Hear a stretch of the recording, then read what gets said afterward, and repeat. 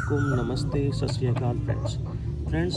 आज की वीडियो बनाने का मकसद ये है कि जैसे कि आपको मालूम है कि सावन शुरू हो चुका हुआ है। सावन की आज 5 तारीख है।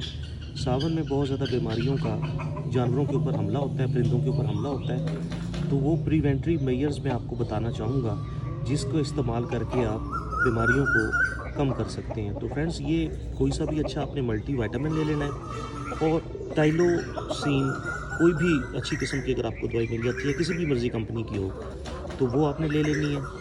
तो साथ ही फ्रेंड्स, आपने इस तरह करना है कि एक एक चम्मच इसका आपने पानी में मिक्स कर लेना है। तकरीबन 3 से 4 लीटर पानी होना ज़रूरी है। तो फ्रेंड्स, मैं अभी आपको बना के भी दिखाता हूँ। फ्रेंड्स, एक एक चम्मच मैं इसमें डाल चुका हूँ टाइलोसिन का और मल्टीविटामिन का। अब इसमें हम पानी डालेंगे।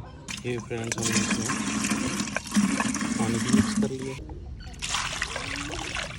फ्रेंड्स, मैंने रख दिए ये पानी, इसमें बच्चों के लिए भी रख दिए जो कि अभी थोड़ी देर पहले पी रहे थे। ये वीडियो में नहीं आए, जिस टाइम मैं वीडियो बनाने आया तो ये थोड़ा पीछे चले गए।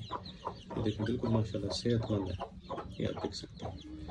तो ये 7 दिनों तक आप करें। अगर छोटे बच्चे आपके निकले हुए हैं ना जी, 7 दिनों तक आपने ये मल्टीविटामिन और टाइलोसिन का जो है वो घोल इनको पिलाना है। सबके आगे मैंने रख दिया। ये छोटे बच्चे हैं, ये माशाल्लाह सेहतमंद है। ये बच्चे निकले हैं, ये भी माशाल्लाह बिल्कुल सेहतमंद है। हालांकि सावन चल रहा है। एक छोटा बच्चा इधर भी है, इसके लिए भी मैंने लगा से रख दिए। ये देखिए, 2 मुर्गियाँ कटी बैठी हुई हैं कि बच्चे के साथ। फाइनली दोस्तों, मैंने ये कंक्लूड किया है कि अगर आप इस तरह ओपन फार्मिंग करते हैं या ओपन ना भी हो, तो अपने चूज़ों को, परिंदों को सेहतमंद रखने के लिए इसका इस्तेमाल लाजमी। मज़ीद अच्छी वीडियोज़ के लिए मैं दोबारा रब्ता करूँगा।